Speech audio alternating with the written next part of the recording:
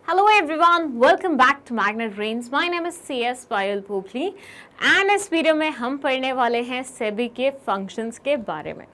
C in our previous video हम लोगों ने कवर किया कि सेबी होता क्या है, क्यों एग्जिस्टेंस में आया था, आके करता क्या है, पर वो सारी ही चीज़ें बहुत ज़्यादा ब्रीफ में थी.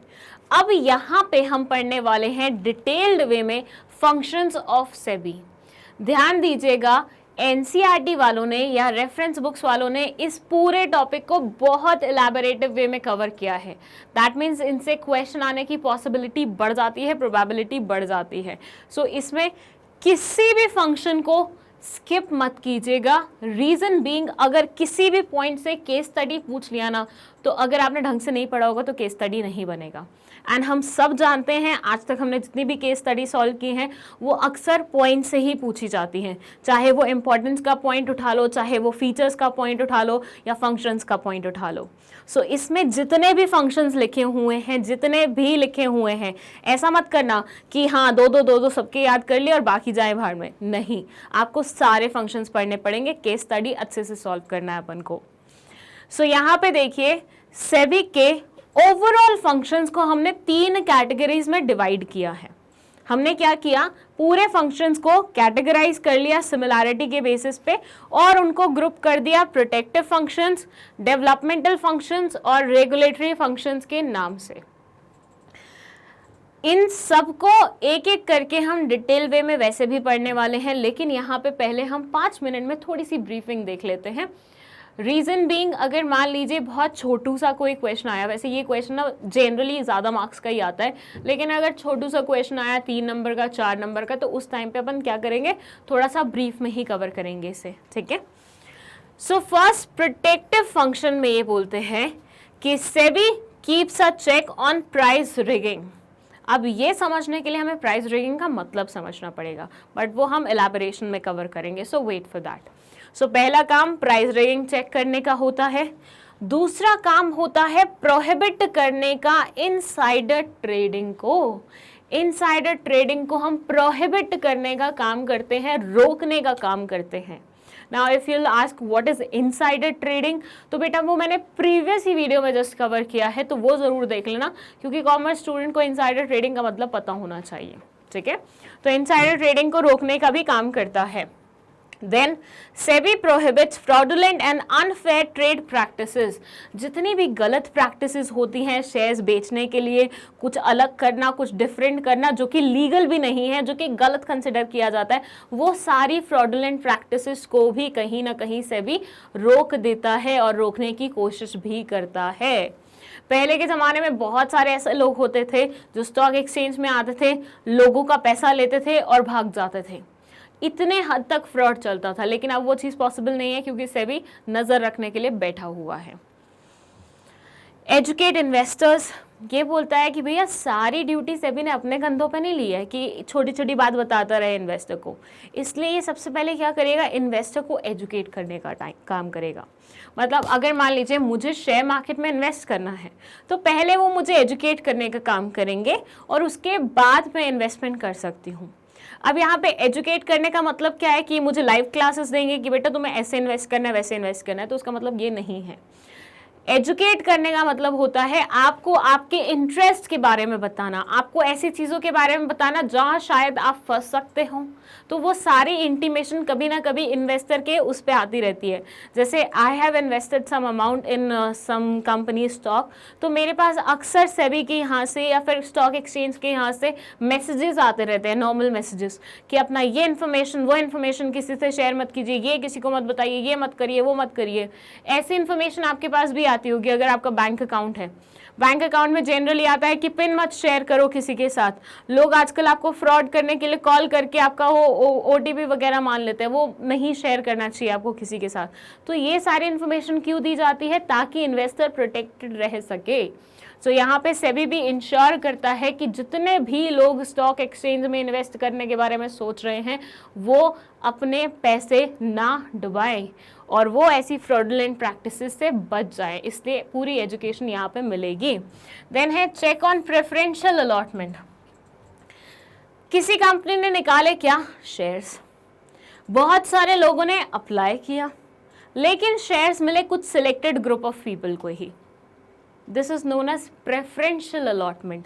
मतलब जब आप बायसनेस दिखाते हो अलॉटमेंट में, जब आप एक को प्रेफर करते हो दूसरे को नहीं करते हो अलॉटमेंट के टाइम पे, उसे बोला जाता है प्रेफरेंशियल अलॉटमेंट। और उस चीज को भी रोकने का काम कौन करता है? सेबी करता है। सेबी बोलता है भैया तुम्हारी नजर में ना तो everybody should be equal.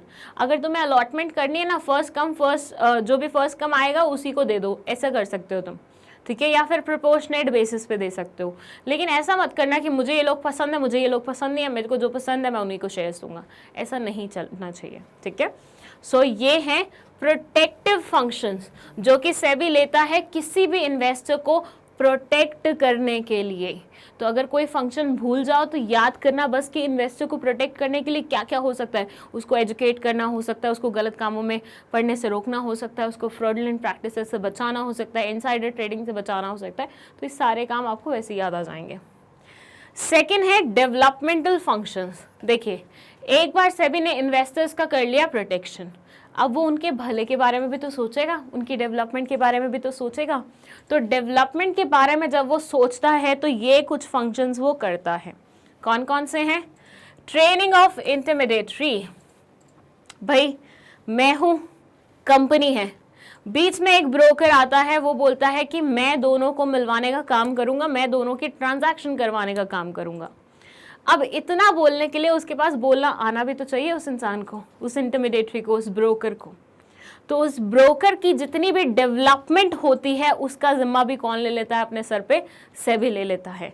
Underwriters, brokers, valuers, जितने भी ऐसे लोग होते हैं जो इंटरमीडिएटरी का रोल प्ले करते हैं, वो सारे के सारे ट्रेनिंग कहाँ से लेते हैं? सेबी के अंडर से ही लेते हैं। सो उनको पूरा एजुकेट करने का, डेवलप करने का, नई चीज़ों के बारे में बताने का, वो किस तरह से फ्रॉडुलेंट प्रैक्टिसेस रोक सकते हैं बिना उसका हिस्सा बने हुए, वो सारी चीज़ें ये सेबी उनको समझाता है। देन है इंटरनेट ट्रेडिंग। देखिए, इंटरनेट का ज़माना है, डिजिटलाइजेशन का ज़माना है। As a result of its ऐसी चीज़ें जो नई नई आ रही हैं उनसे भी आपको इंट्रोड्यूस कराना, उनके बारे में भी आपको बताना, सिखाना, सब सेबी के अंडर आता है। तो ये अगेन क्या हो जाएगा? डेवलपमेंटल हो जाएगा, क्योंकि आपको कोई नई चीज़ के बारे में सिखा रहे हैं। Then underwriting optional. Okay, underwriting optional, basically underwriting का मतलब क्या होता है? चलिए, अंडर राइटिंग का मतलब मैं आपको बाद में सिखाऊंगी क्योंकि थोड़ा सा एलाबोरेटिव है, ठीक है। फिर है market of IPOs. IPO is initial public offer. तो इनिशियल पब्लिक ऑफर जो भी लेके आ रहा होता है, दैट मीन्स वो फर्स्ट टाइम इस रेस में आ रहा है, फर्स्ट टाइम शेयर्स ला रहा है। इनिशियल पब्लिक ऑफर का मतलब ही क्या होता है कि फर्स्ट टाइम अगर हम शेयर्स इंट्रोड्यूस करते हैं मार्केट में तो आईपीओ जब भी आता है तो ऐसा माना जाता है कि कंपनी बिल्कुल अभी नई थी, उसको कुछ आता नहीं था, उसने बस स्टार्ट ही किया है। तो जब कुछ आता नहीं है तो कहीं ना कहीं से गाइडेंस की रिक्वायरमेंट तो होगी। मैं बोलती हूँ, आप फर्स्ट टाइम ऑनलाइन कोई फॉर्म फिल कर रहे हैं, आपने आज से पहले कभी वो फॉर्म फिल नहीं किया था, आप किसी भी पॉइंट पे अटकते हैं तो आप अपने पापा के पास जाके उनसे पूछते हैं ना कि पापा इसमें कौन सा वाला आंसर आएगा, या अपने बड़े भाई बहन के पास जाते हैं और उनसे पूछते हैं कि अरे इसमें क्या भरूँ, इसमें क्या इन्फॉर्मेशन आएगी। पूछते हैं कि नहीं पूछते हैं? बिल्कुल। जब कंपनीज आईपीओज लाती हैं उनके भी बहुत सारे डाउट्स होते हैं, उनसे भी बहुत सारी चीज़ें नहीं बनती हैं, तो गाइडेंस उनको कहाँ से मिलती है? फिर सेबी से मिलती है, ठीक है।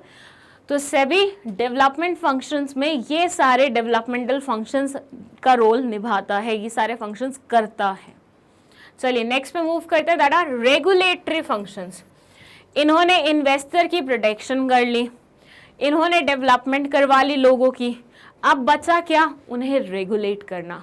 भाई मैंने तुम्हें सब सिखा दिया है, मैंने तुम्हें सब बता दिया है, मैंने तुम्हें अच्छी तरह हर एक चीज़ के बारे में पढ़ा दिया है, अब इसके बाद मैं क्या करूँगी? तुम पे नज़र रखूँगी ना, तुम ढंग से काम कर रहे हो कि नहीं कर रहे हो। एट द सेम टाइम तुम किसी और को नुकसान तो नहीं पहुंचा रहे हो, वो सारी चीज़ें भी तो देखूंगी ना। तो बस यही सारी चीज़ें रेगुलेशन में आ जाती हैं। तो रेगुलेटरी फंक्शंस में ये पहले क्या करते हैं? Frames rules and regulation. सबसे पहले आपके लिए रूल्स बनाएंगे, जब आप स्कूल ज्वाइन करते हो, स्कूल ज्वाइन करने पे आपको पता चलता है ना कि स्कूल के कुछ रूल्स हैं, हर क्लासरूम के भी कुछ रूल्स होते हैं। तो स्टॉक मार्केट में जब आप आते हो तो स्टॉक एक्सचेंज में डीलिंग करने के भी कुछ रूल्स होते हैं, और वो सारे फ्रेम करने की रिस्पॉन्सिबिलिटी किसकी होती है? सेबी की होती है।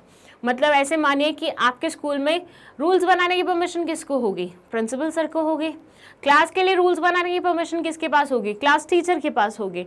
और बच्चों के लिए रूल्स बनाने की परमिशन किसके पास होगी? मॉनिटर के पास होगी। सेम वे में स्टॉक एक्सचेंजेस के लिए रूल्स बनाने की पूरी जिम्मेदारी होती है सेबी की। ठीक है, सेबी जो मर्जी बोल लीजिए। रजिस्टर एंड रेगुलेट इंटरमीडिएटरीज, ये ब्रोकर्स का, अंडर वैल्यूअर्स का, अंडर राइटर्स का, वैल्यूअर्स का, सबका रजिस्ट्रेशन भी करते हैं। देखिए, जब मैं आपको ट्रेडिंग का प्रोसीजर समझा रही थी, प्रीवियस वीडियो में समझाया होगा मैंने वो, तो जब मैं ट्रेडिंग और सेटलमेंट का प्रोसीजर आपको सिखा रही थी, उसमें मैंने आपको बोला था कि बंदा सबसे पहले अपने लिए एक ब्रोकर ढूंढता है। बोला था कि नहीं बोला था? वीडियो देखी है कि नहीं देखी है? नहीं देखी है तो अभी देखो, पूरी प्लेलिस्ट वहाँ पे अवेलेबल है और उसका लिंक आपको डिस्क्रिप्शन बॉक्स में मिल जाएगा। सो जब इंसान अपनी इन सब चीज़ों के बारे में बताता है, मतलब ट्रेडिंग कर रहा होता है, तो ट्रेडिंग करने में वो क्या करता है? ब्रोकर के पास जाता है कि ब्रोकर सर मुझे तो कुछ पता नहीं है, आप ही मुझे बताइए। तो हम वहाँ पे पढ़ते हैं कि वो ब्रोकर सेबी रजिस्टर्ड होना चाहिए। SEBI registered broker will be helping the investor, ऐसा कुछ पढ़ा था हमने। तो यहाँ पे वो रजिस्ट्रेशन सेबी करता है, वही चीज लिखी हुई है कि हर एक इंटरमीडिएटरी को पहले जाना पड़ता है सेबी के पास, उनके फॉर्म्स फाइल करने पड़ते हैं, फीस वगैरह कुछ हो तो वो सबमिट करना पड़ता है, डॉक्यूमेंट्स वगैरह अटैच करने पड़ते हैं, और सेबी से उनको मिल जाती है रजिस्ट्रेशन। सो वो रजिस्ट्रेशन भी ये इस्तेमाल करते हैं। Then register and regulate mutual funds, hold, okay. Then again actually इसमें ना बहुत सारे पॉइंट्स आ सकते हैं, ये रजिस्टर एंड रेगुलेट करके इन्होंने इंडिविजुअली लिख दिया। आप साथ में लिखना चाहे तो साथ में भी लिख सकते हैं, ठीक है, कि इंटरमीडिएटरीज के साथ ही म्यूचुअल फंड्स मेंशन कर दिया है। Then regulate take over of companies, जब एक कंपनी दूसरी कंपनी के साथ कुछ भी ऐसा करती है, मर्जर एक्विजिशन कुछ भी ऐसा करती है, तो उस टाइम पे भी सेबी बहुत बड़ा रोल निभाता है। देन लास्ट है SEBI conducts inquiries and audit the stock exchanges. Okay भाई, स्टॉक एक्सचेंज का भी तो हिसाब किताब रखने वाला कोई होना चाहिए कि नहीं होना चाहिए? बस जो हिसाब किताब रखता है वो सेबी ही होता है, and that is the last function of SEBI in regulatory functions. हमने क्या पढ़ा? हमने ये पढ़ा कि सेबी बहुत सारे फंक्शंस निभाता है, बहुत सारे। इनिशियली जब ये आया था तब ये इतने पावरफुल नहीं था, मैंने पहले भी बताया कि तब ये बहुत कम पावर्स होल्ड करता था, बट आहिस्ता आहिस्ता जब नीड अराइज होती रही, एट द सेम टाइम ये पता लगा कि भैया हाँ इसकी कैपेबिलिटी है कि ये कुछ ऐसा कर सकता है बिना ऑटोक्रेटिक बने हुए, तो ऐसे टाइम में हमने इसको और पार्ट्स देनी शुरू कर दी, और फाइनली आज ये सारे फंक्शंस निभा रहा है, सारे फंक्शंस कर रहा है। कौन कौन से? प्रोटेक्टिव फंक्शन, डेवलपमेंटल फंक्शंस और हमारे रेगुलेटरी फंक्शंस। प्रोटेक्टिव में हमने ये सारे फंक्शंस के बारे में बात की, डेवलपमेंट में इसके और रेगुलेटरी में इसके बारे में। अब हम हर एक फंक्शन के बारे में इंडिविजुअली बात करेंगे। सो हम स्टार्ट करेंगे फर्स्ट प्रोटेक्टिव फंक्शन के साथ।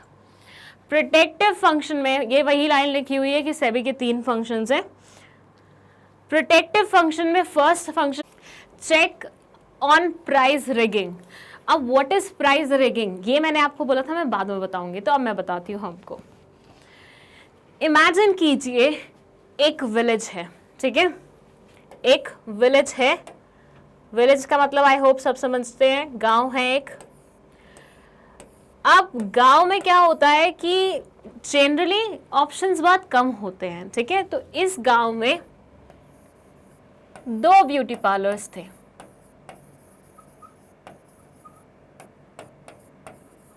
इस गांव में क्या था? 2 ब्यूटी पार्लर्स थे, इससे ज्यादा नहीं मिलेंगे, ओके। अब होता ये था कि उन दोनों ब्यूटी पार्लर्स में आपस में होड़ चलती थी कि गांव की सारी औरतों का मेकअप कौन करेगा, ये करेंगे या ये करेंगे। एक यहाँ पे लोकेटेड था तो दूसरा जस्ट उसके सामने लोकेटेड था। पहले के दिमाग में आया कि क्यों ना मैं अपना जो भी सर्विसेज का रेट लिस्ट है वो यहाँ पे लगा दूँ। तो उसने अपने सर्विसेज का रेट लिस्ट यहाँ पे लगा दिया ताकि कस्टमर अट्रैक्ट हो कम प्राइजेस देख के। इस इंसान को वो ट्रिक समझ में आ गई, तो इसने क्या किया, इसने भी अपनी सर्विसेज की रेट लिस्ट लगाई यहाँ पे, और जो जो प्राइजेस यहाँ पे लिखे हुए थे उससे 5-5, 10-10 रुपए कम प्राइजेस में इसने सारी सर्विसेज ऑफर की। वो देखिए ना, वो सीरियल बोल रही, मूवी स्टाइल में रहने का, उसमें ऐसे ही कुछ चलता है, 2 होटल्स रहते हैं, आपस में होड़ लगाते रहते हैं, डिस्काउंट देते रहते हैं, बढ़िया बढ़िया। तो ऐसा ही यहाँ पे कुछ हो रहा था। एक गांव था, 2 ब्यूटी पार्लर्स थे, 2 अलग अलग औरतें उसे चला रही थी, जिनमें अक्सर बहुत ज़्यादा कंपटीशन चलता रहता था। अब इसने रेट लिस्ट कम की तो उसने और कर दी, उसको देख के फिर इसने और कम कर दी। बट अल्टीमेटली हुआ क्या, वो सर्विसेज जो पहले वो 50 रुपए की दे रहे थे, आज वो 15 रुपए की दे रहे हैं, 20 रुपए की दे रहे हैं। थोड़ा टाइम तो ऐसा कंपटीशन इन्होंने करते रहने दिया, बट उसके बाद इन्हें रियलाइज हुआ कि कंपटीशन के चलते हुए हमारा खुद का ही नुकसान हो रहा है। कस्टमर तो फायदा उठा रहा है, कस्टमर को क्या मिल रहा है, उसके पास 2 ऑप्शन है, दोनों अट्रैक्ट करने के लिए उन्हें क्या दे रहे हैं, डिस्काउंट्स दे रहे हैं, तो उसका तो भला ही हो रहा है। जो काम वो 50 रुपए में करवाता था वो 15 रुपए में करवा रहा है, लेकिन नुकसान किसका हो रहा है, इन दोनों ब्यूटी पार्लर्स की ऑनर्स का। अब ये समझदारी वाला ख्याल आया किसके दिमाग में, इस वाली ब्यूटी पार्लर के दिमाग में। इसने बोला सामने वाली से कि आज चाय पे थोड़ी चर्चा हो जाए। सामने वाले ने बोला चलो बैठ जाते हैं, क्या दिक्कत है, बात करने में क्या जा रहा है।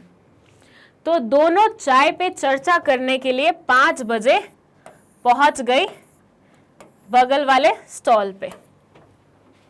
जब ये चर्चा कर रहे थे तो दोनों ने बात की कि यार देख, हम दोनों एक दूसरे से कंपटीशन कर रहे हैं, हम दोनों बार बार अपने अपने प्राइसेस रिड्यूस करते जा रहे हैं, यहाँ पे अल्टीमेटली फायदा कस्टमर को पहुंच रहा है और हमें नुकसान पहुंच रहा है।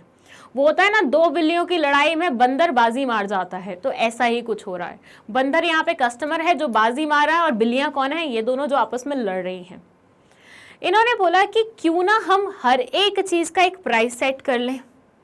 ऐसे भी सोच के देखो ना, हम दोनों के अलावा और तो कोई ऑप्शन है नहीं लोगों के पास, आएंगे तो वो हमारे ही पास। तो अगर हम हर एक चीज़ का एक प्राइस सेट कर लें, डिस्काउंट कितना देना है वो भी पहले से सेट कर ले, तो फिर हम दोनों को ही उस चीज़ में फ़ायदा होगा। सामने वाली ने बोला कि बात तो तुम सही बोल रही हो, लेकिन थोड़ा एग्जाम्पल से समझाओ ना, मतलब ज़्यादा अच्छे से समझ में आएगा।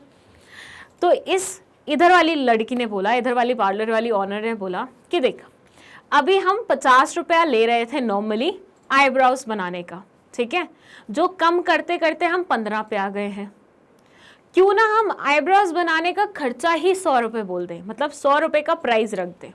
कस्टमर तेरे पास आए या मेरे पास आए, हम 100 रुपये ही चार्ज करेंगे, और आएगा कस्टमर हम दोनों के पास ही, क्योंकि उसके पास तीसरा ऑप्शन कोई है ही नहीं। इसने बोला वाह, ये तो अच्छी बात बोल रहे हैं, मतलब जिस चीज़ पे हम 15, मतलब लड़ के 15 रुपये कमा पा रहे थे, बिना लड़े 100 रुपये कमा लेंगे। वेरी नाइस, बहुत अच्छा ख्याल है, आई एम इन, मतलब मैं भी तुम्हारे साथ इस प्लान में शामिल हूँ। तो इन दोनों ने ही क्या किया, फिर से अपनी सर्विसेज की रेट लिस्ट बनाई और दोनों का इक्वल अमाउंट रखा गया, और वो अमाउंट बहुत ज़्यादा बड़ा था। अब यहाँ बताइए नुकसान किसका हुआ? नुकसान हुआ कस्टमर का। क्यों हुआ? क्योंकि उसके पास ऑप्शन यही दोनों हैं, रह फिर के उनको यहीं पे आना पड़ेगा, और दोनों ही अब प्राइसेस बढ़ा के बैठे हुए हैं। ये होती है गलत practice, unethical practice of business, and this practice is known as price rigging. दोबारा से समझिएगा, एक विलेज है जहां पे 2 ब्यूटी पार्लर्स हैं, दोनों ब्यूटी पार्लर्स में काफ़ी ज़्यादा होड़ चलती रहती है कि किसके पास ज़्यादा कस्टमर आएंगे, जिसके चलते हुए इनिशियली इन दोनों ने ही अपने रेट लिस्ट बहुत ज़्यादा कम रख दिए थे। पर देन इनको जब समझ में आया कि यार पहले तो हम इतना कमा लेते थे एक महीने में, अब तो बहुत कम कमा पा रहे हैं, तो इन्होंने मिलके बैठ के प्लानिंग की कि हम एक प्राइस सेट कर लेते हैं और कस्टमर को घूम फिर के हमारे ही पास आना पड़ेगा, क्योंकि विलेज में 2 ही ब्यूटी पार्लर्स हैं। तो कस्टमर तेरे पास आए या मेरे पास आए, पैसे हमें ज़्यादा ही मिलेंगे, और हमारी चिक चिक जो रोज़ की है वो भी ख़त्म हो जाएगी, दोस्त बन जाएंगे, फिर तो हम मिलके पार्टी करेंगे। सो यहाँ पे अल्टीमेटली नुकसान किसका हुआ? कस्टमर का हुआ। क्यों नुकसान हुआ? क्योंकि इन दोनों सेलर्स ने मिलके गलत प्रैक्टिस करने शुरू कर दी, प्राइस को फिक्स करना शुरू कर दिया, प्राइस की फिक्सिंग स्टार्ट कर दी। सो ये जो प्रैक्टिस है उसे अनएथिकल माना जाता है, गलत माना जाता है, as a result of which हम बोलते हैं कि भैया सिक्योरिटीज मार्केट में ये चीज़ नहीं होनी चाहिए, क्योंकि सिक्योरिटी मार्केट में भी ये चीज़ हो सकती है आसानी से, इन्वेस्टर को धोखा खाना पड़ सकता है, कंपनीज अगर अपनी प्राइस रिगिंग करना शुरू कर दें। तो सेबी सबसे पहले प्रोटेक्टिव फंक्शन में इसी पे ही नज़र रखता है। वो बोलता है कि प्राइस को मैनिपुलेट करना, प्राइस को फिक्स करना गलत बात है और मैं ये कभी भी होने नहीं दूंगा। So price rigging refers to manipulating the prices of securities. Securities का, शेयर्स का, डिबेंचर्स का, बॉन्ड्स का प्राइस फिक्स करना, प्राइस मैनिपुलेट करना। SEBI prohibits such practices because this can be defraud and cheat the investors. SEBI ऐसी प्रैक्टिसेस की निंदा करता है, कड़े शब्दों में निंदा करता है। बताओ ऐसा कौन बोलता है? कमेंट सेक्शन में मुझे ज़रूर बताना, ठीक है। तो सेबी कड़े शब्दों में इनकी निंदा कर रहा है और बोल रहा है ऐसा काम मैं अलाउ करूंगा ही नहीं, मैं तुम्हें डीलिस्ट कर दूंगा। What is delisting? बताया था मैंने पहले भी। सिक्योरिटीज एक्सचेंज में जब भी कोई कंपनी अपना नाम लिखवाती है उनकी लिस्ट में, अपने स्टॉक्स उस लिस्ट में बेचना शुरू कर देते हैं तो उसको बोलते हैं लिस्टिंग। बट जब सेबी का नाम, जब कंपनी का नाम स्टॉक एक्सचेंज की लिस्ट से हट जाता है उसे बोला जाता है डी लिस्टिंग। और सेबी के पास पूरी परमिशन होती है, किसी भी कंपनी को डीलिस्ट कर सकता है अगर उसके पास ऐसे ग्राउंड्स हैं, ऐसे रीजंस हैं, ठीक है। तो प्राइस रिगिंग मतलब पहले से सेलर्स क्या करते हैं? प्राइस फिक्स कर लेते हैं, प्राइस को मैनिपुलेट करने की कोशिश करते हैं। As a result of which ये प्रैक्टिस अनएथिकल कंसिडर की जाती है क्योंकि इससे इन्वेस्टर्स का लॉस हो सकता है। एंड अल्टीमेटली ये बोलते हैं कि सेबी ऐसी सब चीज़ों की निंदा करता है। चलिए अब हम जंप करते हैं हमारे सेकेंड पॉइंट पे, दैट इज इनसाइडर ट्रेडिंग को रोकने का काम। Now what is that? Insider trading का मतलब मैं ऑलरेडी आपको समझा चुकी हूँ, हमारी प्रीवियस वीडियो में नहीं देखी है तो उसे अभी देख लीजिए। आपको बस कमेंट सेक्शन में जो लिंक लिखा हुआ है प्रीवियस वीडियो का उसी पे ही जाना है।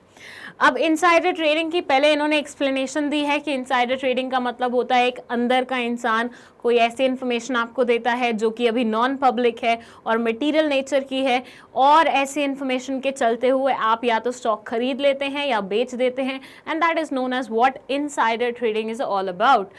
अब सेबी इनसाइडर ट्रेडिंग बिल्कुल पसंद नहीं करता क्योंकि वो इलीगल कंसिडर की जाती है। वैसे दो दे हैव मेंशन कि इनसाइडर ट्रेडिंग लीगल इलीगल दोनों हो सकती है, लेकिन सेबी कौन से वाले पे रोक लगाता है? इलीगल वाले पे रोक लगाता है। वो बोलता है कि भैया कोई ऐसी इन्फॉर्मेशन जो कि अभी पब्लिक के पास है ही नहीं, उसके बेसिस पे अगर आप स्टॉक खरीद रहे हो या बेच रहे हो, मतलब आप पब्लिक को बुद्धू बना रहे हो, और पब्लिक को बुद्धू बनाने का तुम सोच भी नहीं सकते क्योंकि मैं पब्लिक के लिए एग्जिस्टेंस में आया हूँ। सेबी एग्जिस्टेंस में क्यों आया था? जनरल पब्लिक के, नॉर्मल पब्लिक के इंटरेस्ट को सेव करने के लिए, उनके इंटरेस्ट के बारे में सोचने के लिए। So as a result of which आप प्रिविलेज इंफॉर्मेशन का फ़ायदा उठा के इन्वेस्टर्स के साथ चीटिंग नहीं कर सकते हो। They say SEBI keeps a strict check when insiders are buying securities of the company and takes action on insider trading.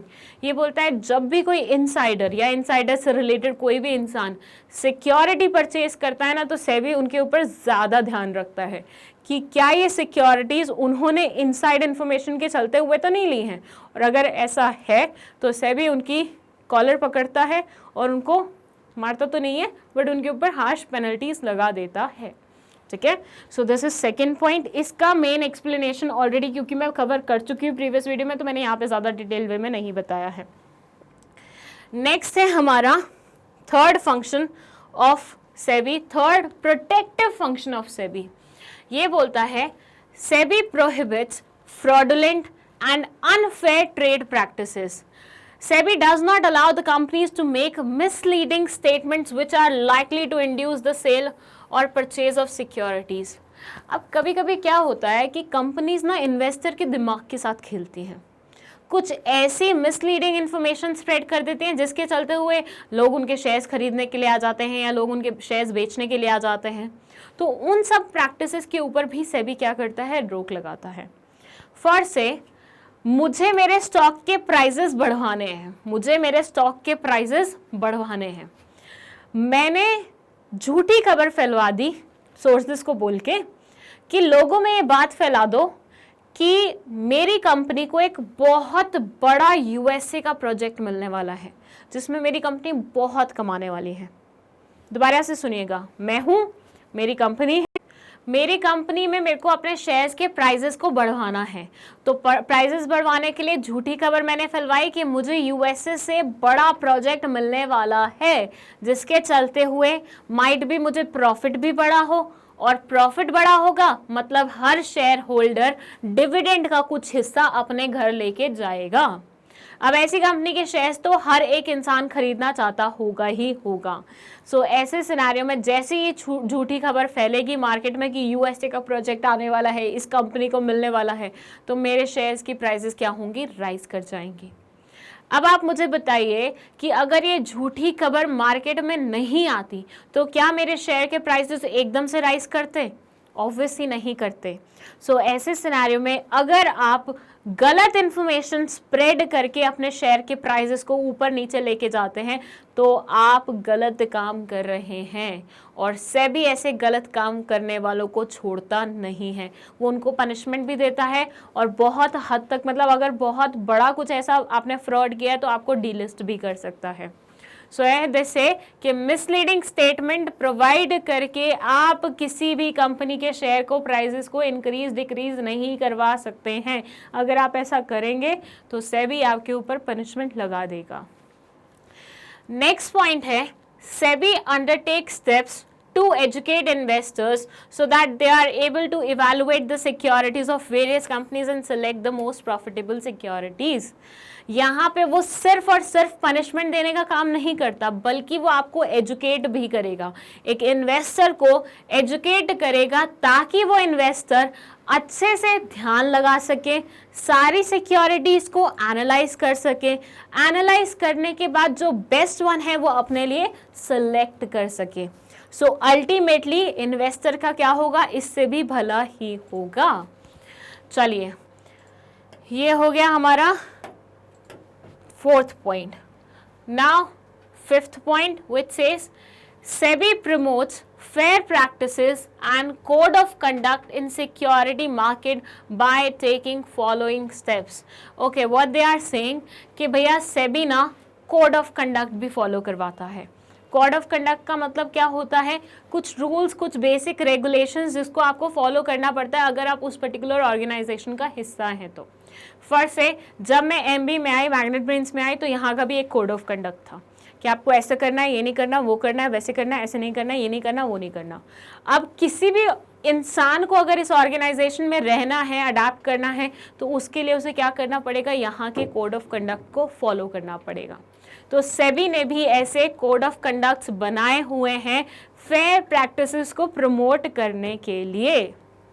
First, they say SEBI has issued guidelines to protect the interest of debenture holders wherein companies cannot charge terms in mid-term, change terms in mid-terms। Okay, what they say कि भैया देखिए, सबसे पहले protection की इन्होंने debenture holders की। Debenture holders मतलब कौन, वो लोग जिन्होंने कंपनी के डिबेंचर्स खरीदे हुए हैं।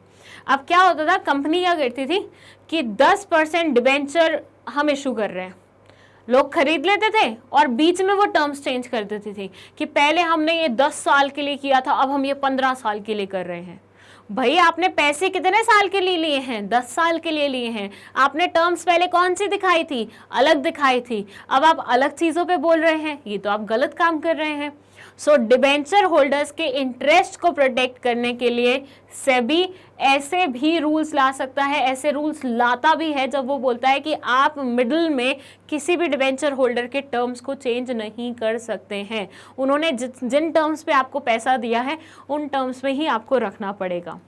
फॉर एग्जाम्पल, मैंने किसी दोस्त से पैसा लिया, ठीक है, पैसा लेते वक्त मैंने उससे बोला कि मैं हर महीने तुझे 1000 रुपये दिया करूँगी। मतलब पहले मैंने ले लिया फॉर से 10,000 रुपये, ठीक है, 10,000 रुपये मैंने एक फ्रेंड से लोन लिया इस टर्म पे कि मैं तुझे 10,000 रुपये 1 साल के एंड के बाद वापस कर दूंगी और बीच में तुझे हर महीने 1,000 इंटरेस्ट के रूप में देती भी रहूंगी। ठीक है, तो 10,000 का लोन है, 1,000 इंटरेस्ट है जो मैं हर महीने दूंगी और 10,000 रुपये मैं 1 साल के बाद तुझे वापस कर दूंगी, ये टर्म्स थी। जब सामने से मुझे लोन मिल गया, 10,000 रुपये मिल गए, तो मैंने 2 महीने तक तो 1,000 रुपये दिए। तीसरे महीने मैंने बोला नहीं यार, अब से मैं तुझे 500 रुपये दूंगी पर महीने और तुझे वापस भी मैं 2 साल बाद करूंगी। वो इंसान बोलेगा भाई तुम बीच में टर्म्स को चेंज कर रही हो, ऐसे नहीं चलता, मैंने तुम्हें उन टर्म्स के अकॉर्डिंग पैसा दिया था, इन टर्म्स को अब मैं एप्लीकेबल नहीं मानूंगा। तो सेम चीज यहाँ पे है, डिबेंचर होल्डर्स को आप जिन टर्म्स के ऊपर रखते हैं, जिन टर्म्स पे आप उनको पैसे देते हैं, उन्हीं टर्म्स पे फिर खड़ा रहना पड़ेगा आपको, बीच में आप उन्हें चेंज नहीं कर सकते हो। और अगर आप करते हो तो सेबी आपको अच्छे से बता देगा। ठीक है, next is SEBI is empowered to investigate cases of insider trading and has provision for stiff fine and imprisonment। ये बोलता है कि सेबी को कहीं से भी अंदाजा लगे, कहीं कोई सोर्स से पता चले, गट फीलिंग आए, ऐसा फील हो कि भैया कोई इनसाइडर ट्रेडिंग कर रहा है, कहीं से भी इंफॉर्मेशन आए। अब ऐसे तो वो जाके किसी को धर नहीं लेगी ना कि भैया हाँ मैंने तेरे बारे में सुना तो इनसाइडर ट्रेडिंग कर रहा है, चल तू जेल चल। नहीं, पहले वो इन्वेस्टिगेट करेगी, पहले वो पता लगाएगी पूरे मामले के बारे में। जब आप किसी के अगेंस्ट पुलिस कंप्लेंट करते हो, पुलिस एकदम से थोड़ी ना पकड़ लेती है उस इंसान को, पहले इन्वेस्टिगेट करती है ना। तो सेम वे में यहाँ पे पहले सेबी इन्वेस्टिगेट करेगी। तो इन्वेस्टिगेशन की परमिशन सेबी के पास है। अगर किसी भी इंसान के अगेंस्ट इनसाइडर ट्रेडिंग की कोई भी बात पता चलती है तो फिर उसके अगेंस्ट इन्वेस्टिगेशन बैठ जाती है। पूरी इन्वेस्टिगेशन करने के बाद अगर पता चले कि वही इंसान गिल्टी है तो उसे स्टिफ फाइन और इम्प्रिजनमेंट भी हो सकती है, उसको जेल भी भेजा जा सकता है। बहुत सारे लोग पढ़े हैं। एक काम करना, इस चैप्टर को थोड़ा और प्रैक्टिकली समझने के लिए ना केस स्टडीज उठा लेना जो एक्चुअली इंडिया में हुई हैं। ऐसे लोगों के बारे में पढ़ना जो आज जेल में बैठे हुए हैं जस्ट बिकॉज उन्होंने इन मार्केट्स में फ्रॉड किया था। ठीक है, कोई डिबेंचर्स के केस में गया हुआ है, कोई बॉन्ड्स के केस में गया हुआ है, कोई सिक्योरिटीज के केस में गया हुआ है, कोई इनसाइडर ट्रेडिंग के केस में गया हुआ है। तो सारे लोगों के बारे में पढ़ा, कॉन्सेप्ट क्लैरिटी और ज़्यादा हो जाएगी। और अगर तुम ऐसे एग्जाम्पल लिख दोगे ना अपने पेपर में तो भाई एग्जामिनर बहुत ज़्यादा खुश हो जाएगा तुमसे। लास्ट है, SEBI has stopped the practice of making preferential allotment of shares unrelated to market prices. मैंने आपको बताया था कि प्रेफरेंशियल अलॉटमेंट सेबी कभी प्रेफर नहीं करता। So as a result of it उसके ऊपर भी वो पूरी रोक लगाने की कोशिश करता है। और यहाँ ख़त्म होते हैं हमारे, नहीं एक्चुअली और भी, हाँ यहाँ ख़त्म होते हैं हमारे प्रोटेक्टिव फंक्शंस। अब हम कौन से फंक्शंस पढ़ेंगे? अब हम पढ़ेंगे डेवलपमेंटल फंक्शंस। सो प्रोटेक्टिव फंक्शंस में सिर्फ इतना ही था, एलैबोरेशन में किसी पॉइंट में ज़्यादा एलैबोरेशन था, किसी में उतना नहीं था। आप पेपर में अकॉर्डिंगली लिख सकते हो। Now let's move to developmental functions. Developmental functions में ये क्या बोलते हैं? They say these functions are performed by SEBI to promote and develop activities in stock exchange and increase the business in stock exchange। ये बोलते हैं कुछ activities SEBI stock exchanges के लिए भी करता है, उनकी डेवलपमेंट कराता है ताकि उनके पास ज़्यादा बिजनेस आ सके। भाई अगर डेवलप्ड स्टॉक एक्सचेंज होंगे तो इन्वेस्टर्स भी आएंगे इन्वेस्ट करने के लिए, कंपनी वाले भी आएंगे शेयर्स बेचने के लिए। अल्टीमेटली क्या होगा? बिजनेस बढ़ेगा ना, और स्टॉक एक्सचेंज का तो बढ़ेगा ही बढ़ेगा क्योंकि स्टॉक एक्सचेंज का तो बिजनेस ही यही है, इन्वेस्टर को कंपनी के साथ मिलवाना। सो सेबी उसमें भी पीछे नहीं हटता, उसमें भी बहुत सारे फंक्शंस निभाता है, जिसमें से फर्स्ट यहाँ पे लिखा हुआ है SEBI promotes training of intermediaries of the securities market. ऐसे मानिए ये एक कंपनी है, इस कंपनी ने स्टॉक एक्सचेंज में अपने शेयर्स को लिस्ट करवाया है। ये एक इन्वेस्टर है जिसको जीरो ज्ञान है स्टॉक एक्सचेंज के बारे में या फिर इन्वेस्टमेंट के बारे में।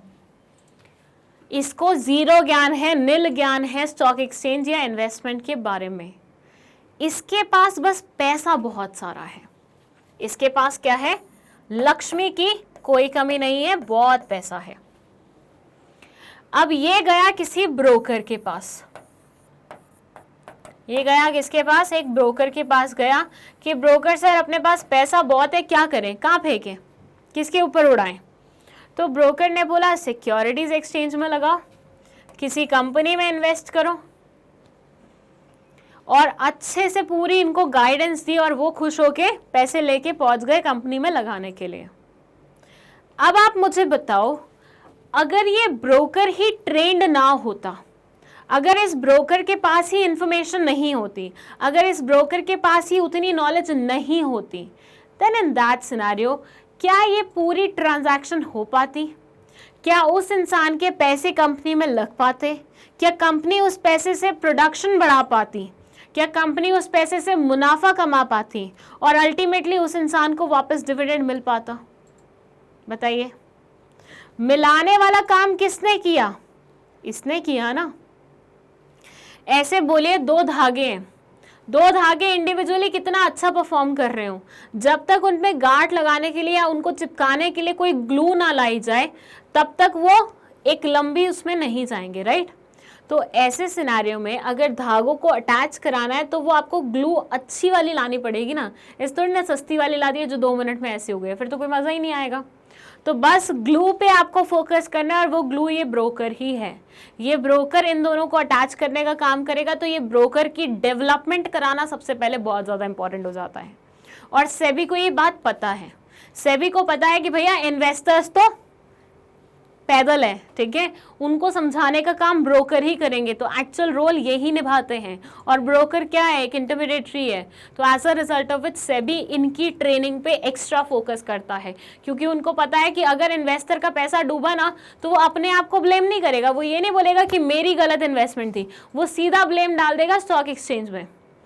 आपने कभी किसी इंसान को ऐसा देखा है जिसने स्टॉक एक्सचेंज में पैसे डुबाए हो और वो बोल रहा हो कि मेरी गलती की वजह से पैसे डूबे हैं? Nobody says that. चाहे कितनी गंदी इन्वेस्टमेंट उन्होंने क्यों ना की होगी, पर वो बोलेंगे हमेशा ऐसे कि स्टॉक एक्सचेंज में तो पैसे डूब जाते हैं, नहीं लगाने चाहिए, नहीं लगाने चाहिए। अल्टीमेटली किसका नुकसान होगा? स्टॉक एक्सचेंज का बिजनेस गिरेगा। तो सबसे पहले आप ब्रोकर्स को स्ट्रॉन्ग करिए ताकि वो अच्छी एडवाइस दे पाएँ, किसको? इन्वेस्टर्स को, और इन्वेस्टर्स अच्छी एडवाइस लेके अच्छा बिजनेस कर पाएँ। चलिए, तो सबसे पहले डेवलपमेंटल फंक्शंस में इंटरमीडिएटरीज की ट्रेनिंग को प्रमोट करता है SEBI. Then they say SEBI tries to promote activities of stock exchange by adopting flexible and adaptable approach in following way। ये बोलते हैं सेबी वाले इतने भी गंदे नहीं है कि हमेशा हार्श वर्ड में ही बात करें, हमेशा रूडली ही बात करें, कभी कभी ये फ्लेक्सिबल अप्रोच भी निभाते हैं। जैसे कि SEBI has permitted internet trading, SEBI ने इंटरनेट ट्रेडिंग की परमिशन दी हुई है, लेकिन रजिस्टर्ड स्टॉक ब्रोकर्स के थ्रू ही। आप इंटरनेट के थ्रू ट्रेडिंग कर सकते हो, पर शर्ते आप रजिस्टर्ड स्टॉक ब्रोकर्स के थ्रू ही करोगे। अपने घर में बैठ के अपने पीसी से अपने उससे नहीं कर सकते हो। हाँ, आप अपने घर पे बैठ के अपने स्टॉक ब्रोकर को फ़ोन करके या मेल करके इंस्ट्रक्शन ज़रूर दे सकते हो, और फिर वो अपने यहाँ से इंटरनेट की मदद से क्या कर लेगा? स्टॉक परचेज कर लेगा।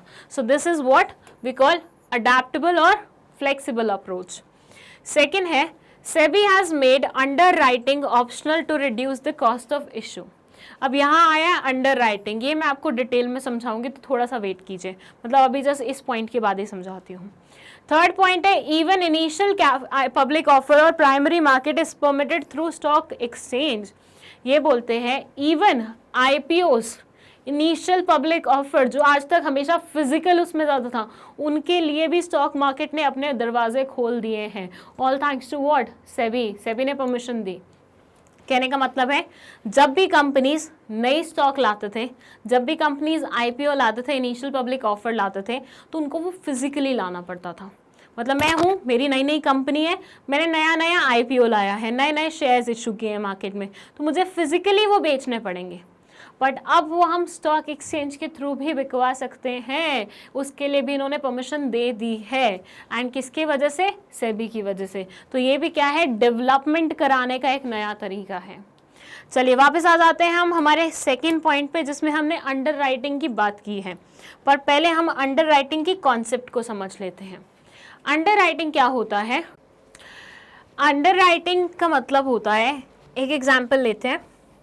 मानिए ये एक कंपनी है, ठीक है, इसका इतना बड़ा नाम नहीं है। बड़ी बड़ी कंपनीज को ये अंडर राइटिंग ज़्यादा करनी नहीं पड़ती है। समटाइम्स सिचुएशन पे भी वैरी करता है, लेकिन जनरली ऐसी कंपनीज जो न्यू है, जिनका नाम इतना ज़्यादा नहीं है, जिनकी गुडविल इतनी ज़्यादा नहीं है, वो कंपनी थी। अब इस कंपनी को कैपिटल इशू करनी थी।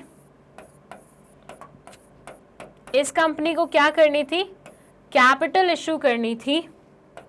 कैसे? शेयर्स इशू करके कैपिटल रेज करनी थी, शेयर्स इशू करके। ओके, इस कंपनी ने क्या किया?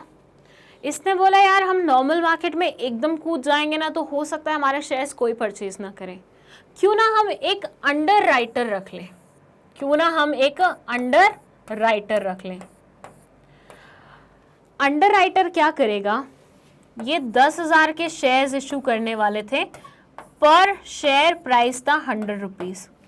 10,000 शेयर्स थे और पर शेयर प्राइस था 100 रुपीज। सो अंडर राइटर ने क्या किया? अंडर राइटर ने इनसे 10,000 पूरे के पूरे शेयर्स ले लिए, लेकिन कितने रुपए में? 80 रुपए में। वैसे ये सारे शेयर्स किसको बेचते? जनरल पब्लिक को बेचते। कैसे बेचते? कि 10,000 शेयर्स देते और 100 रुपए फेस वैल्यू लगाते। लेकिन क्योंकि इनको अपने ऊपर भरोसा नहीं था तो इन्होंने किसको रख लिया? अंडर राइटर को रख लिया।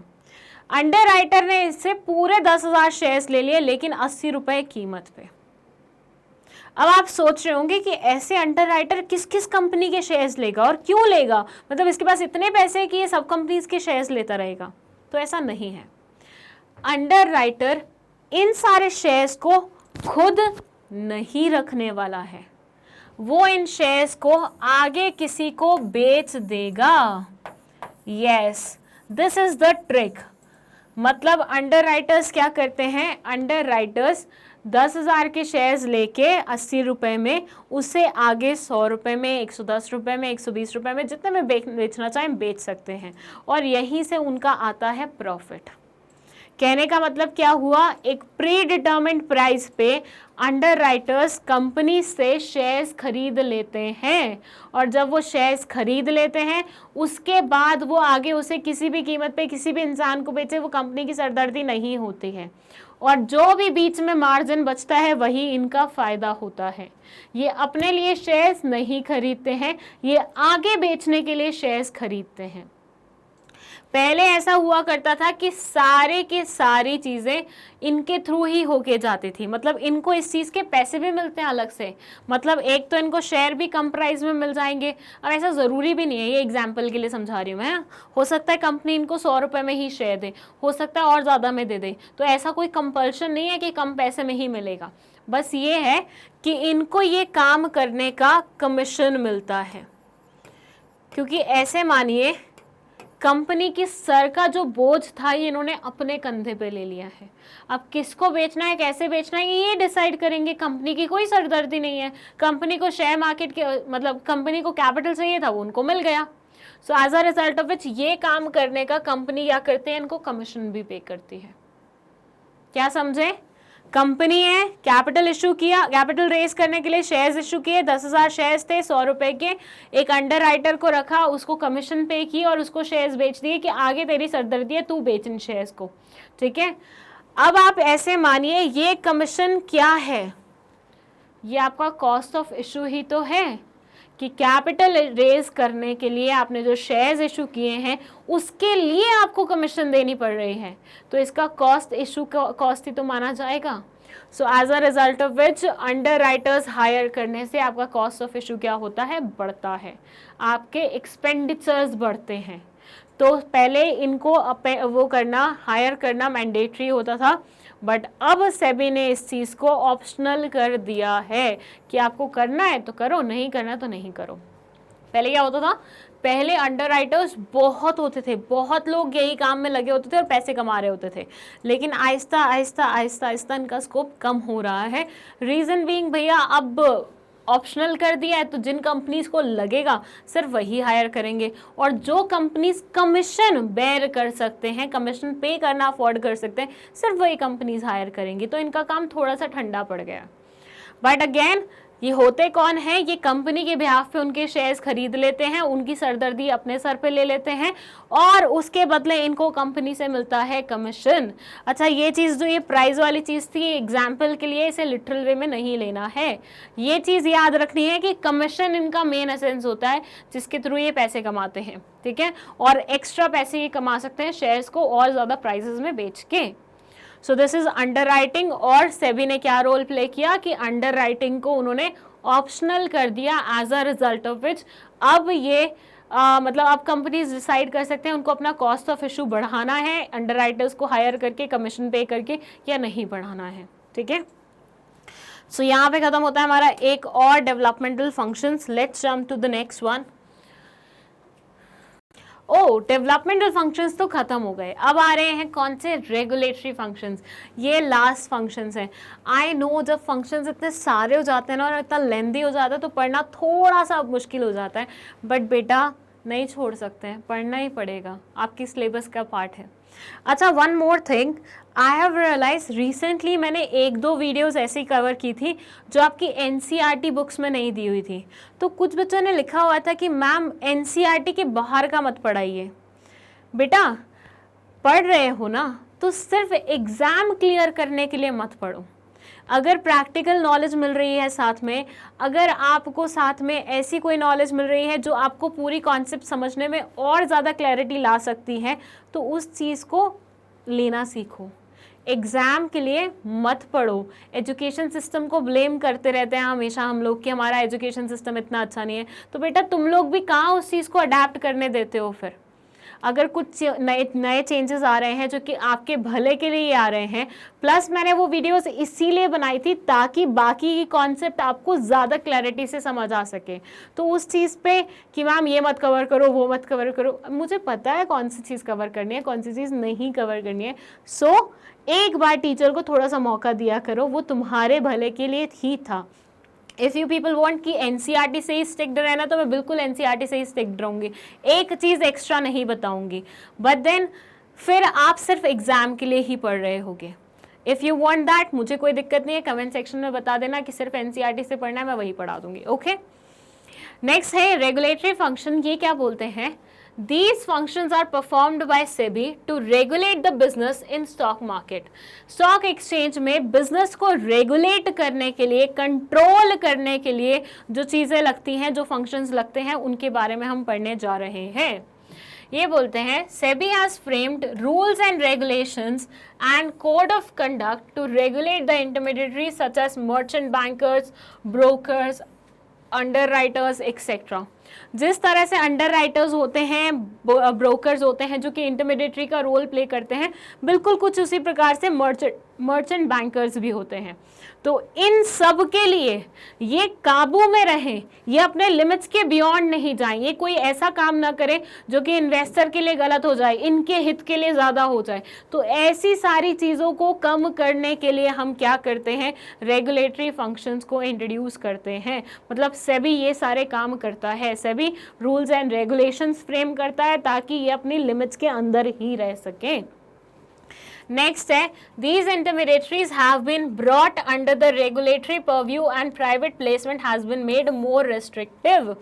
ये बोलते हैं कि भैया प्राइवेट प्लेसमेंट थोड़ी सी रिस्ट्रिक्टिव हो गई है और हर एक इंटरमीडिएटरी क्या हो गया है, इस रेगुलेशन के पर्व्यू के अंडर आ गया। मतलब ऐसा कोई भी वो नहीं बचा जो इसके बाहर हो, जो अपनी मन मर्जी से काम कर रहा हो। सेबी ने सबको कवर कर लिया है, सबको अंटे में ले लिया है सेबी ने बोला है कि भैया कोई भी इंसान हो, अगर मेरे रूल्स एंड रेगुलेशन को डी फॉलो किया ना तुम लोगों ने, तो उस टाइम पे मैं तुम्हारे ऊपर लगा दूंगा पनिशमेंट, और तुम्हारा जो रजिस्ट्रेशन है ना, जो तुम मेरे पास आके यहाँ पे रजिस्टर करा के गए हो, उसको हटा दूंगा, मतलब रजिस्ट्रेशन कैंसिल कर दूंगा।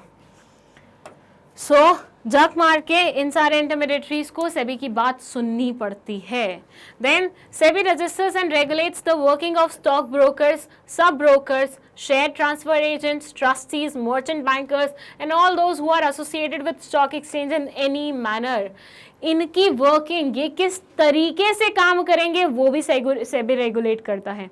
सेबी ने सिर्फ ये नहीं बनाया कि भैया तुम्हें अगर काम करना है तो मेरे यहाँ रजिस्टर कराना पड़ेगा, रजिस्टर करने के लिए टर्म्स एंड कंडीशंस हैं ये ब्ला ब्ला ब्ला ब्ला, नहीं, इनका वर्किंग स्टाइल से रिलेटेड भी रूल्स एंड रेगुलेशन बनाए हुए हैं कि तुम ये काम कर सकते हो, ये नहीं कर सकते, इन्वेस्टर को इस चीज़ के लिए बोल सकते हो, इस चीज़ के लिए नहीं बोल सकते, ये डूज हैं, ये डोंट्स हैं, तुम्हें ये सब करने हैं और नहीं करने हैं, ऐसा, ठीक है। तो वर्किंग पैटर्न के लिए भी सेबी ने क्या किया हुआ है, रूल्स एंड रेगुलेशंस बनाए हुए हैं। SEBI registers and regulates the working of mutual funds etcetera. Mutual funds की जितनी रेगुलेशंस होती हैं वो भी सेबी ने फ्रेम की हुई हैं और वो इंश्योर करता है कि वो एप्लीकेबल रहे। SEBI regulates take over of the companies. जब एक कंपनी दूसरे को टेक ओवर करती है, मतलब अपने अंडर ले लेती है, उस चीज़ के लिए भी सेबी ने रूल्स बनाए हुए हैं। SEBI conduct inquiries and audit of stock exchange. Stock exchange ढंग से काम करे, प्रॉपरली वर्क करे, इस चीज़ के लिए भी सेबी ने रूल्स बनाए हैं। और अगर मान लीजिए स्टॉक एक्सचेंज कभी भी कुछ गलत करते हुए नजर आता तो ये इन्वेस्टिगेट करती है और ऑडिट करती है उसके अकाउंट्स को ऑन अ रेगुलर बेसिस। तो इन्वेस्टिगेशन वन पार्ट है और ऑडिटिंग दूसरा पार्ट है, जो कि रेगुलरली होता ही रहता है। ऑडिटिंग करते हैं तभी तो पता चलता है सेबी, मतलब ये कोई फ्रॉड तो नहीं कर रहे हैं, वहीं पे तो कोई चीज़ पकड़ में आती है, तो ऑडिटिंग करेंगे, कोई चीज़ पकड़ में आएगी, इन्वेस्टिगेट करेंगे और उसके बाद सज़ा दे देंगे अगर कल्प्रेट मिला तो। सो इस तरह से रेगुलेटरी फंक्शंस निभाता है सेबी। सो यहाँ पे ख़त्म होता है आपके फंक्शंस का वीडियो। आई होप ये पूरा वीडियो आपको समझ में आया है। इसमें हमने 3 फंक्शंस पढ़े हैं सेबी के। One was protective function, developmental functions and regulatory functions. अब पेपर में अगर कभी भी ये सारे पॉइंट्स आए, मैं प्रेफर करूँगी आप फ्लो चार्ट बनाएं पहले और उसके बाद थोड़ा सा ब्रीफ में हर एक पॉइंट को एक्सप्लेन कर दें। जहाँ ज़्यादा एक्सप्लेन करना है, फॉर से इनसाइडर ट्रेडिंग आ गया तो आपको वहाँ पे एग्जाम्पल की मदद से एक्सप्लेन करना होगा। प्राइस रिगिंग में अगेन आपको एग्जाम्पल की मदद से एक्सप्लेन करना होगा। एंड आई एम श्योर कि आप लोग राइटिंग प्रैक्टिस कर रहे हैं अपने घर पे, मैं दूर नहीं है। पूरा पेपर अच्छे से करना है और पूरा पेपर अच्छे से करने के लिए राइटिंग प्रैक्टिस करनी पड़ेगी और राइटिंग स्पीड भी इंक्रीज़ करनी पड़ेगी। बहुत सारे बच्चों की बिजनेस स्टडीज़ में शिकायत होती है कि मैम 3 घंटे कम पड़ गए थे। तो बेटा स्पीड इंक्रीज़ करो, टाइम एक्सटेंड नहीं होगा, कोई आपको 4 घंटे या 5 घंटे का टाइम नहीं देगा। सो आपको 3 घंटे अंदर अंदर अपना पूरा पेपर करने की स्पीड इंक्रीज़ करनी है, ठीक है। So that's it for this video. अगर कोई भी डाउट है कमेंट सेक्शन में लिख दो। नोट्स चाहिए तो वो आपको मिल जाएंगे उस लिंक से जो कि डिस्क्रिप्शन बॉक्स में लिखा हुआ है, और प्रीवियस और नेक्स्ट वीडियो देखनी है तो उसके लिए लिंक आपको मिल जाएगा कमेंट सेक्शन में। Thank you so much for watching this.